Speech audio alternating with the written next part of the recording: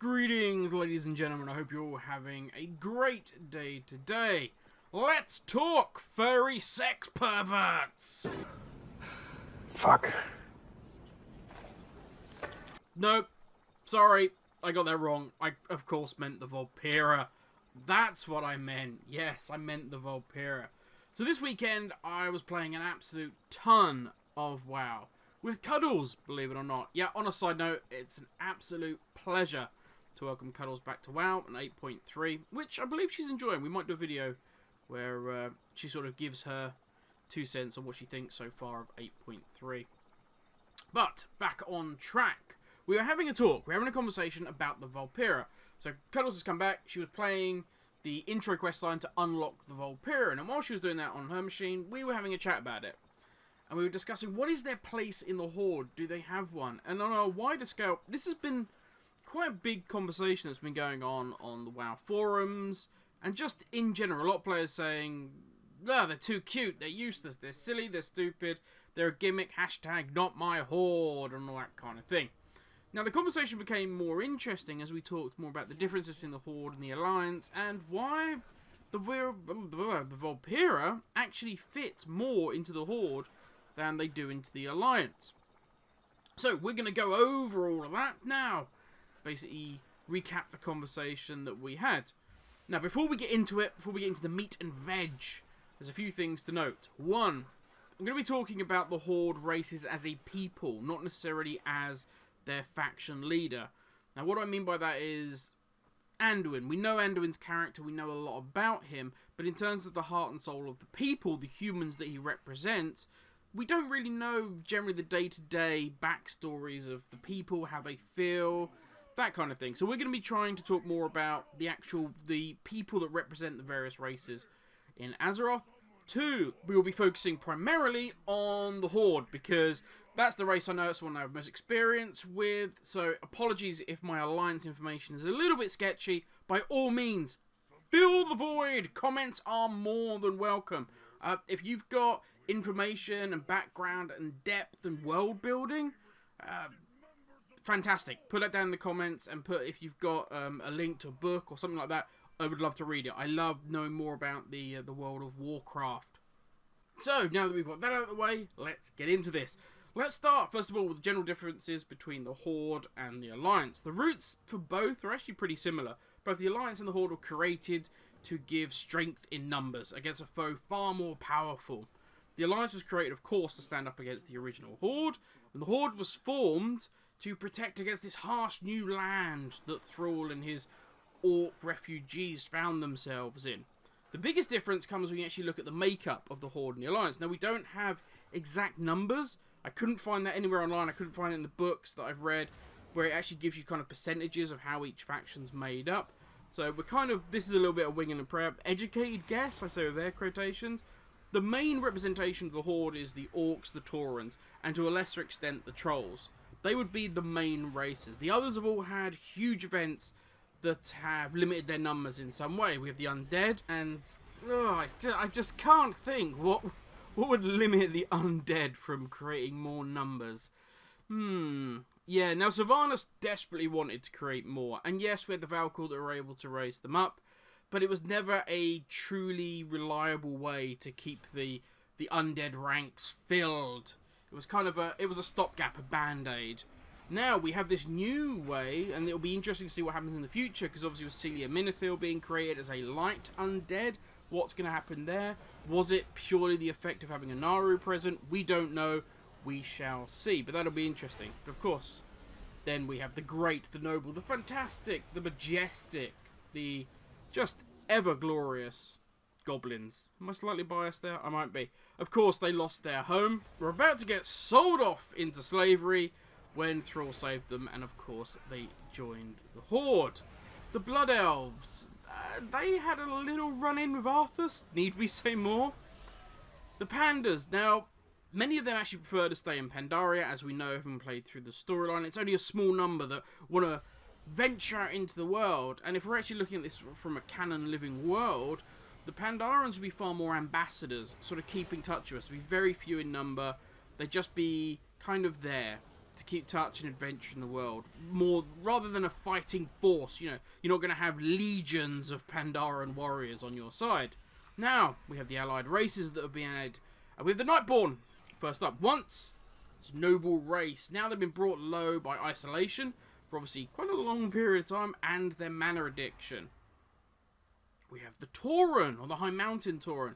And very much like our Tauren, they're a subgroup. They're made up by lots of different groups, lots of little clans that work together.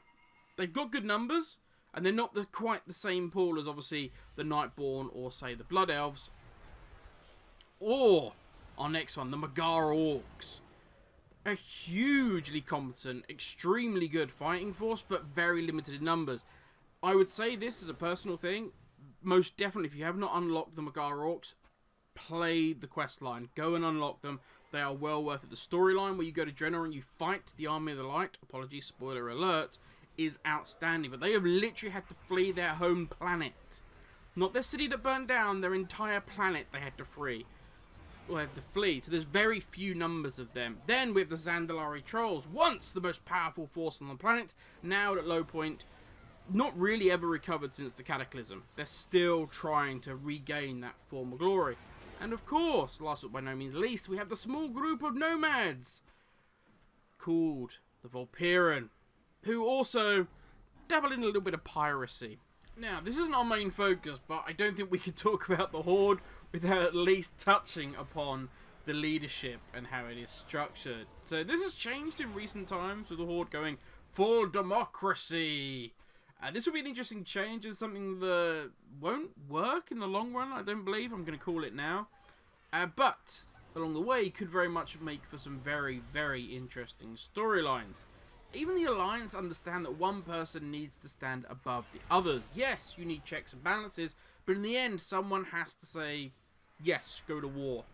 Yes, we're going to do this. Somebody has to give the final word. Previously, the Horde had a war chief. They sat far above the other faction leaders. And this takes us to how Garrosh Sylvanas can happen in the Horde and is unlikely to happen in the Alliance. Each faction in the Horde is an independent cell, kind of loosely tied together by honour. If you should dishonour yourself by not going to defend an ally, then there is a chance that they kind of will return the favour, and when you need help, they won't come. Outside of that, each faction has a lot of freedom. You go about your business, and the war chief is given the same level of freedom in return. And it is in these cracks, it's in those cracks that Garrosh and Sylvanas can exploit and, yeah, create the chaos that we've seen. It's generally only when it's too late, when one of the other factions has been affected, be it the Trolls, the Taurens, whoever. It's only when they've been affected that the other factions are alerted, oh, there's a problem, you might want to start putting this right. The only faction that would be aware of much of what's going on in the Horde would actually be the Goblins, believe it or not. I know. But as they are generally our primary builders and warsmiths, they're required for almost everything a war chief would want to do, but they don't really care what it is outside of the profit. Ah, the war chief's building tunnels in Orgrimmar? Maybe this would be important for the other chiefs to know. Fuck you, pay me. That's the Goblin mentality. Theramore is a prime example of this. Each little cell didn't know what was going on until it was too late and the bomb was dropped on Theramore. Nobody knew the whole plan apart from Garrosh and a small little group. This works both ways, with the leaders of each faction have a long leash to kind of do what you want. So long as when you're called upon by your war chief, you're all good. You do what you want to do. A prime example of this would be Sylvanas, who always had kind of that reputation of working in the shadows. She's always doing her own thing, working on her own little projects. But this difference in leadership style between the Horde and the Alliance bleeds down into how the military forces work. Now, a lot of this is guesswork, research outside the game. As with any of the information, if you know better, please post it in the comments, as I said before. Link books, websites, whatever. I love reading about all of this. I love it. Now, to start off with, the vast bulk of both forces are made up by peons and peasants. And they are called upon during times of war to go and fight. But, unlike the Horde, the Alliance appears to have a true standing army. Mostly we get it shown in-game as the 7th Legion that fights in all the foreign fields. The Horde has smaller forces, generally on a racial ground, so like the Kor'kron, the Death Guard, the Gob Squad. The only faction that doesn't is probably the Zandalari trolls. They have a standing army. And when the Horde military has a mission, it's generally they pick a general, and then that general will take whatever force they want to take, and they'll go off and fight and do their thing. Stonetelling Mountain's a prime example. A general was chosen, that force is named after the general, and once it's done, or you get thrown off a bridge, spoiler alert, the force stands down and it disappears. That's why the Horde never has like a 7th Legion.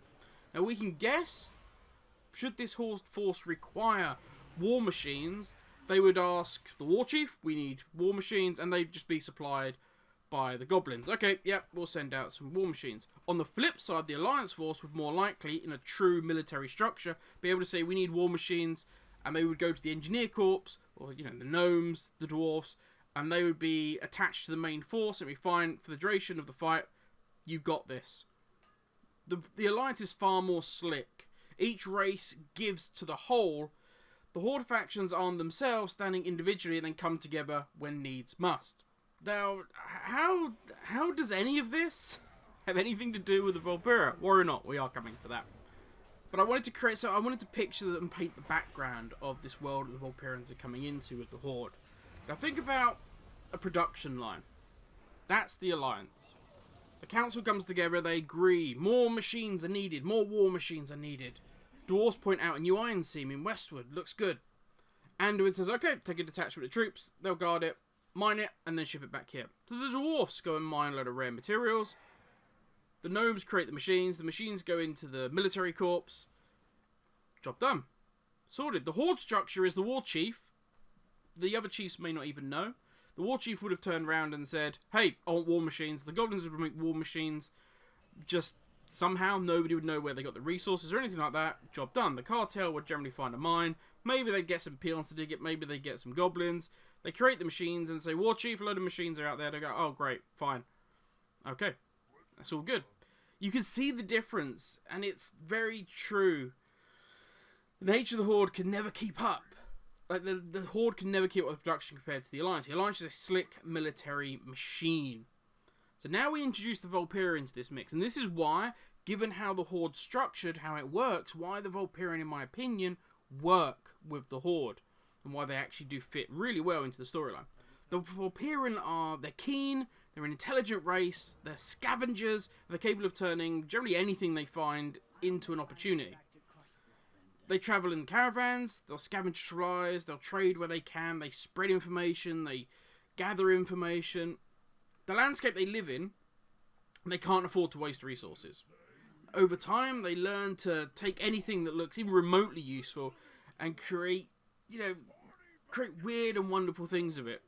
And they've learned to recognise things that are valuable and of value that, say, other races may not have found. Now, this ties in well with the Goblins, because Goblins can also use those things. Now, we take this mindset, and this is a personal thing, into Azeroth in general, and I would not be surprised if in the future we actually start to see the Vulpera in a role very similar to SI7 for the Alliance, but much more loosely, which is more of a Horde style. We're going to start seeing, the Vulpera, we've got a Vulperan caravan that was in Elwyn Forest, and we've seen this happen. This could be interesting.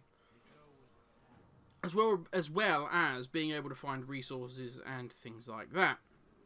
So I do think, I get it, they look cute and fuzzy, and I understand that. And I think that falls back on, it depends how you view the Horde. Are you that, the Horde's the big evil of WoW, the bad guy? In which case, yes, the Vulperans seem horribly wrong, but I imagine if you're that mindset, the Goblins seemed wrong. The Goblins should have been, shouldn't have even been there. The Horde should have got the Vulpera, the Horde should have got the Worgen. Far more bad, far more evil looking. If you view the Horde as big and ugly on the outside, but driven by heart and compassion on the inside, then yes, the Vulperan of course fit and should be welcomed. I for one think the Horde needs to, in all honesty, head for a split. Those that want to join the Alliance and create a new grand alliance, go for it. But also give us a darker Horde, or whatever you want to call it, this new group. At that point, who knows what factions would end up where? I, for one, could see the Undead joining the Alliance, certainly with Celia Minithil, as the leader, and with Gen and Anduin talking about how they actually could understand and relate to the Forsaken more.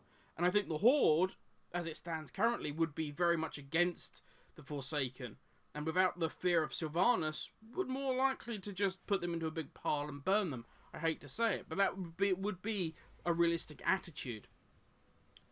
But I can see suddenly the Night Elves joining a much darker faction. But certainly if the Forsaken joined the Alliance. I, for one, as a Goblin, will be wherever the gold is. Where the Vulpera would end up at this point, anyone could tell. It'd be interesting to see.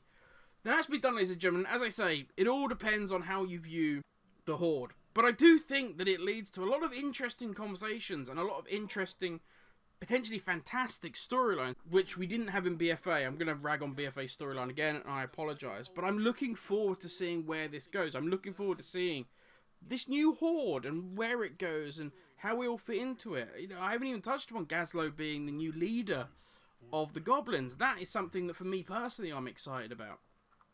So yeah, that's me done, ladies and gentlemen. I would love to know your take on it, what you think, whether you just nope to the Vulpera, and whether you're like, hey, I don't care, you do you, baby, which at the end of the day I think is where most people should be. It's just you want to play Vulpera and you go for it. I play a tiny little green goblin and I won't show his face to anybody. Anyway, that is me done, ladies and gentlemen. I will catch you all tomorrow. Have a great one. I hope you enjoy the video.